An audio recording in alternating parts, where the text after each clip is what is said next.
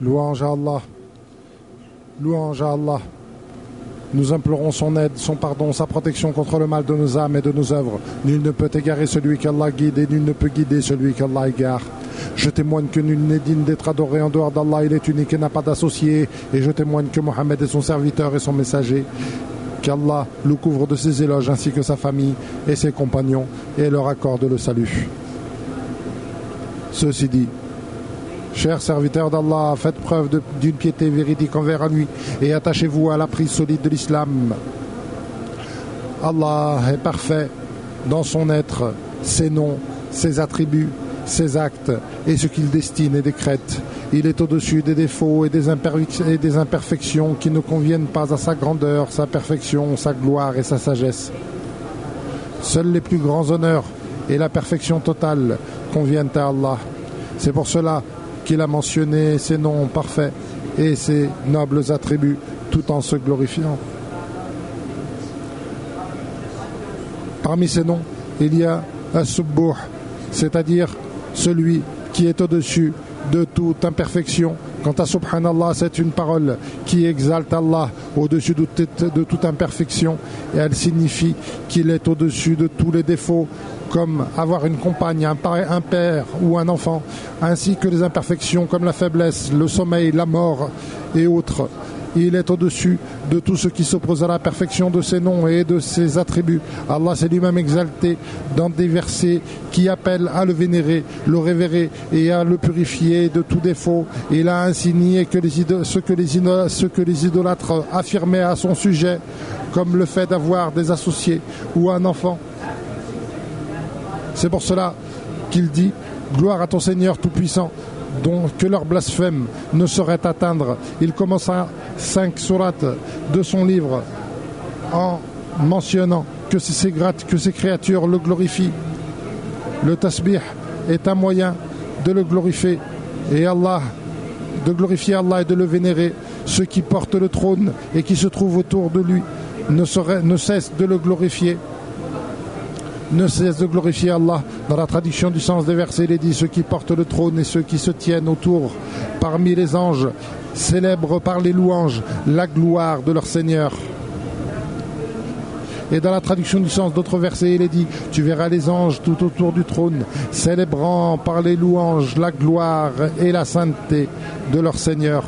L'ensemble des anges, en plus des immenses œuvres dont ils sont chargés, ne cessent de glorifier Allah sans interruption ni fatigue. Dans la traduction du sens des versets, il est dit: ils célèbrent nuit et jour avec la même ferveur la gloire de leur Seigneur et ils sont honorés par le fait de le glorifier. Dans la traduction du sens des versets, il est dit: nous célébrons sans cesse la gloire d'Allah et sa sainteté.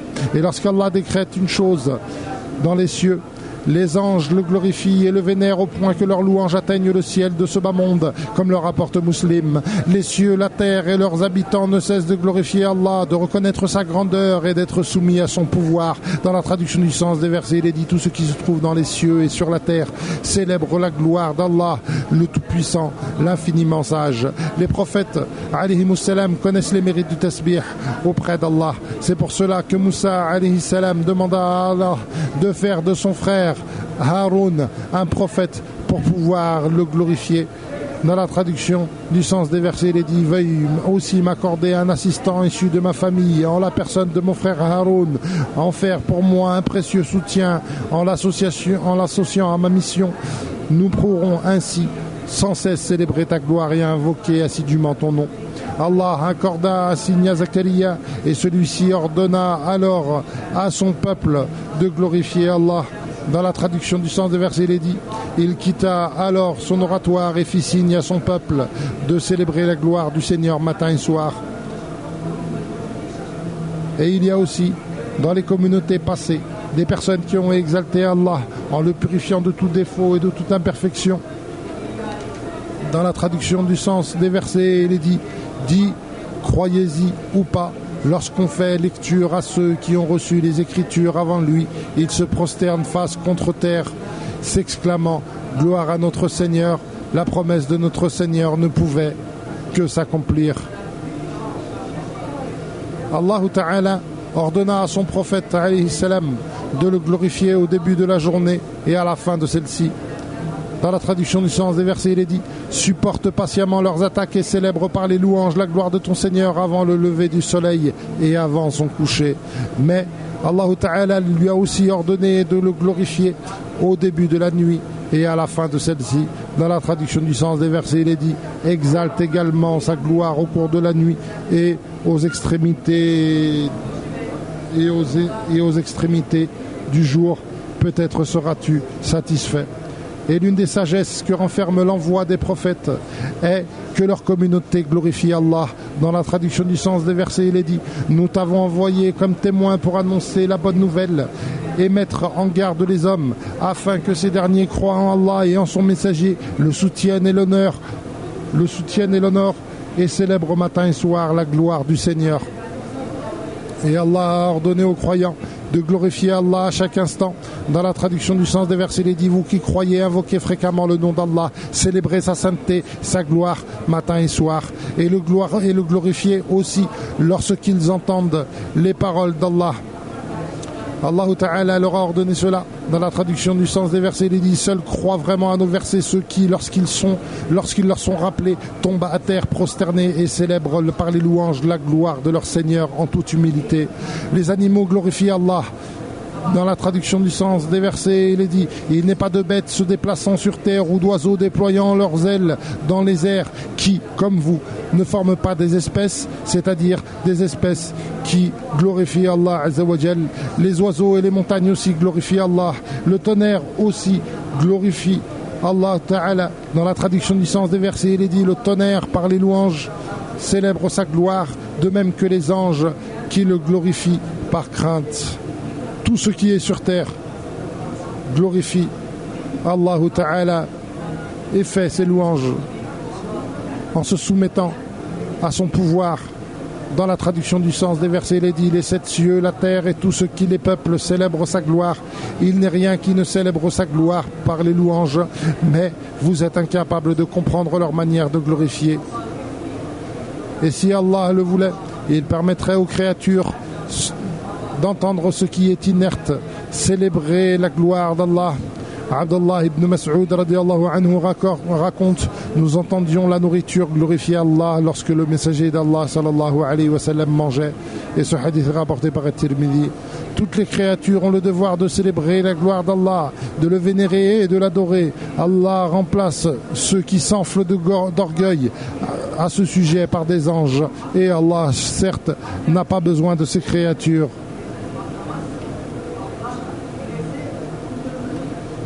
S'ils sont pris d'orgueil, les anges célèbrent sa gloire matin et soir sans se lasser. Et le prophète sallallahu alayhi wa sallam dit « Si quelqu'un dit 100 fois matin et soir Subhanallah wa bihamdihi, gloire à Allah et je fais ses louanges, seul celui qui a dit ces paroles ou plus que cela pourra présenter quelque chose de meilleur le jour de la résurrection. » Et ce hadith est rapporté par l'imam Muslim.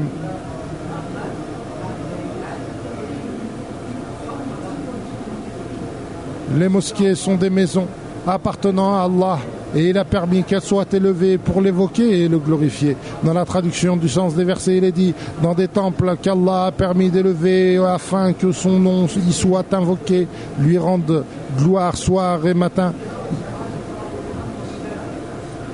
Le début de la prière, ses inclinaisons et ses prosternations célèbrent la gloire d'Allah. Et après avoir terminé, le croyant glorifie encore Allah, le loue et prononce le takbir. Et lorsque le prophète sallallahu alayhi wa sallam lisait un passage du Coran célébrant la gloire d'Allah, il faisait le tasbih. Il en faisait de même lorsqu'il entendait ce qui ne convient pas à la grandeur d'Allah et le répétait au point que cela se voyait sur les visages de ses compagnons. Le prophète sallallahu alayhi wa sallam faisait aussi le tasbih pendant ses voyages et lorsqu'il descendait dans une vallée, il le faisait.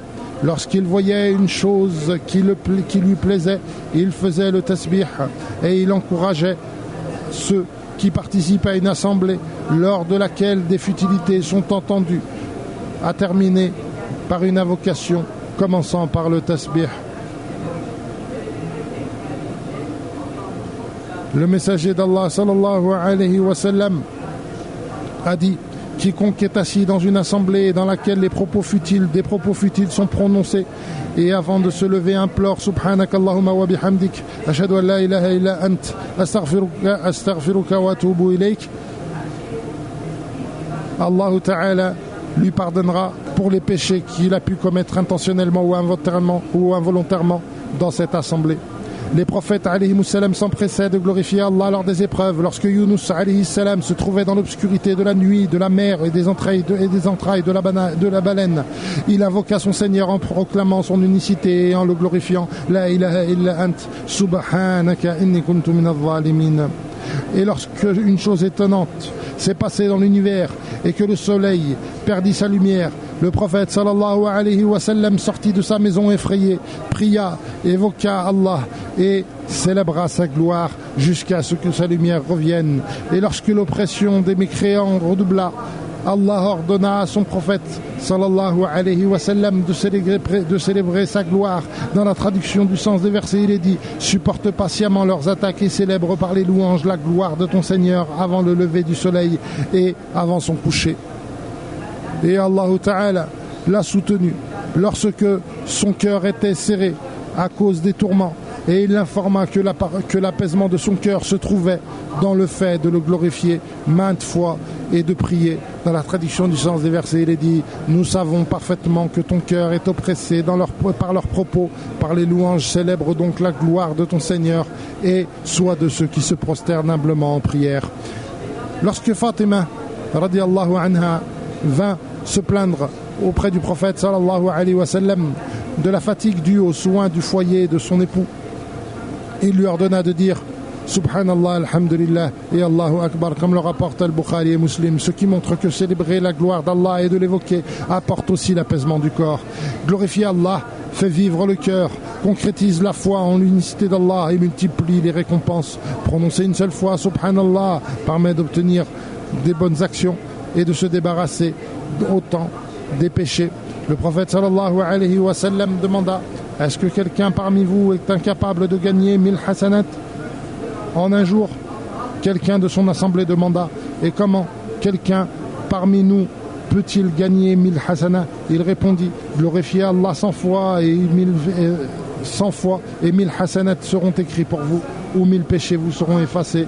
Et cela est rapporté par l'imam Muslim. Et lorsque le messager d'Allah sallallahu alayhi wa sallam transmit le message et accomplit sa mission, Allah lui ordonna de grandement célébrer sa gloire afin de parachever sa soumission et son adoration à Allah. Dans la traduction du sens des versets, il est dit: lorsque t'apportant son secours, Allah te fera triompher, et lorsque tu verras les hommes embrasser la religion d'Allah par groupe entier, célèbre par les louanges la gloire de ton Seigneur et implore son pardon. Il accepte toujours le repentir de ses serviteurs dévoués. Aïcha radiallahu anha rapporte qu'après que le prophète sallallahu alayhi wa sallam ait reçu ces versets, Idha ja'a nasrullahi wal fath, chaque fois que le prophète sallallahu alayhi wa sallam priait, il disait Subhanallah wa bihamdika Allahumma ghfirli. Et lorsque les habitants du paradis entreront dans celui-ci, leurs invocations commenceront par la glorification d'Allah et diront Subhanallah et termineront par Alhamdulillah. Dans la traduction du sens des versets, il est dit: là, ils ne cesseront d'exalter Allah par ces paroles. Gloire à toi, ô Allah. Et ils s'adresseront les uns aux autres en se saluant: paix à vous. Leurs invocations se termineront par ces mots: louange à Allah, Seigneur de la création. Et lorsqu'ils s'y installeront, ils ne cesseront de glorifier Allah et de faire ses éloges. Ils seront inspirés pour déclarer l'absence d'imperfection d'Allah et proclamer sa grandeur aussi facilement que vous respirez, comme le rapporte le prophète sallallahu alayhi wa sallam. Ceci dit, chers musulmans, Allah est Subbuh, Quddus. Il est digne de louange et aime ceux qui le vénèrent, le louent, l'exaltent et le glorifient. Il est digne de toutes les louanges et de toutes les perfections, et elles lui reviennent de droit. il a montré à ses créatures des signes pour qu'elles le glorifient, l'exaltent et le purifient de tout défaut et afin qu'elles le louent pour sa perfection. Le tasbih, mais aussi le fait de s'éloigner de ce qui entraîne sa colère ou de ce qu'il déteste, sont des moyens et des manières de le glorifier. De même, prononcer à de nombreuses reprises Alhamdulillah et lui obéir ou faire ses éloges sont des moyens de le louer. Dans la traduction du sens des versets, il est dit: les impies ne mesurent pas la vraie grandeur d'Allah. Pourtant, la terre tout entière tiendra dans sa main le jour de la résurrection, tandis que les cieux seront pliés dans sa dextre. Gloire à lui, il est bien au-dessus des fausses divinités qu'ils associent à son culte. Qu'Allah bénisse pour vous et moi le noble Coran et qu'il me rende utile ce qu'il renferme comme sage rappel et noble sagesse. Je prononce ces paroles et implore le pardon d'Allah pour moi, pour vous et pour tous les croyants, pour chacun de nos péchés. Implorez donc son pardon, il est le miséricordieux et le pardonneur. Louange à Allah pour ses bienfaits. Nous le remercions pour avoir facilité nos entreprises et pour sa générosité. Je témoigne que nul n'est digne d'être adoré en dehors d'Allah. Il est unique et n'a pas d'associé. Je le glorifie. Et je témoigne que son prophète Mohammed est son serviteur et son messager. Qu'Allah lui accorde ses éloges. Qu'Allah le couvre de ses éloges ainsi qu'à ses proches et ses compagnons. Et qu'il lui accorde le salut. Ceci dit, chers musulmans, seul Allah a le droit d'être exalté. C'est une adoration qui ne convient qu'à lui seul. Par sagesse, Allah a créé différentes causes appelant à l'exalter. Il les a enseignées à ses créatures afin que ces dernières soient témoins de sa grande sagesse et que ses serviteurs bien-aimés accomplissent différentes sortes d'adorations. Et lorsqu'ils voient les agissements de ceux qui dénigrent Allah en lui attribuant enfants ou compagnes ou d'autres choses qui ne sont pas dignes d'Allah, le croyant le glorifie par leur cœur et leur langue afin d'accomplir leur devoir envers lui. Allah aime at-tasbih et aime ceux qui le glorifient, et la balance s'alourdit par le tasbih. Le prophète sallallahu alayhi wa sallam dit: deux paroles sont aimées par Allah, lourde dans la balance et légère sur la langue. Subhanallah wa bihamdihi et Subhanallah al-azim. Ce hadith est rapporté par Al-Bukhari et Muslim. Leur poids, le poids de ces paroles est immense auprès d'Allah Azza wa Jal. Le prophète sallallahu alayhi wa sallam a dit: Subhanallah et Alhamdulillah remplissent l'espace qui se trouve entre les cieux et la terre, comme le rapporte l'imam Muslim. Et ces paroles permettent de se débarrasser des péchés, même lorsqu'ils sont nombreux. Le prophète sallallahu alayhi wa sallam a dit: celui qui dit Subhanallah wa bihamdihi 100 fois ses péchés, il sera débarrassé de ses péchés, même s'ils sont aussi nombreux que l'écume de la mer. Les sadaqas aussi, où le tasbih est aussi équivalent au sadaqa, comme le rapporte l'imam Muslim. Et celui qui glorifie Allah en méditant ce qu'il dit, avec un cœur qui accompagne sa langue, son tasbih sera équivalent aux actes de grands adorateurs. Juwayriyah rapporte que le prophète sallallahu alayhi wa sallam sortit de chez elle un matin au moment où il accomplissait la prière du matin, alors qu'elle était elle dans son lieu de prière. Il revint dans la matinée et la trouva assise. Il lui demanda si elle était toujours dans la même posture que celle dans laquelle il l'avait laissée. Et quand elle répondit que c'était le cas, il dit: depuis que je t'ai quitté, j'ai dit trois fois 4 phrases qui, si on les comparait à tout ce que tu as dit aujourd'hui, s'avéreraient plus lourdes. Gloire à Allah, et je commence par le louer au nombre de ses créatures, conformément à son bon plaisir, au poids de son trône et à l'étendue de ses paroles. Puis sachez qu'Allah Ta'ala vous a ordonné d'invoquer Allah, de couvrir son prophète de ses éloges. Seigneur, couvre notre prophète de tes éloges et de tes bénédictions, et accorde ta satisfaction à ses califes bien guidés, à ses successeurs bien guidés qui ont jugé en toute vérité et en toute équité, Abu Bakr, Omar, Uthman et Ali, ainsi qu'à tous les compagnons. Et accorde-nous à nous aussi cela, par ta générosité et ta bonté. Seigneur, fais triompher l'islam et les musulmans et humilie la mécréance et les mécréants et détruis les ennemis de la religion et fais de ce pays un pays stable, prospère et en sécurité ainsi que tous les pays musulmans. Seigneur, guide notre gouverneur et son successeur pour qu'il accomplisse ce que tu aimes et mène-les vers la piété et la droiture et rends-les utiles pour la communauté et pour l'islam et rends utile tout et guide tous les gouverneurs musulmans pour qu'ils fassent régner le Coran et la Sunna. Seigneur, accorde-nous dans ce bas monde le bien et dans l'au-delà le bien et préserve-nous du châtiment de l'enfer. Seigneur, améliore la situation des musulmans dans chaque endroit. Seigneur, nous avons été injustes envers nos propres personnes et si tu ne nous pardonnes pas et ne nous fais pas miséricorde, nous ferons certes partie des grands perdants. Évoquez Allah, Allah vous évoquera, remerciez-le pour ses bienfaits, il les augmentera pour vous. Et évoquez Allah est la plus grande des choses et Allah sait ce que vous faites.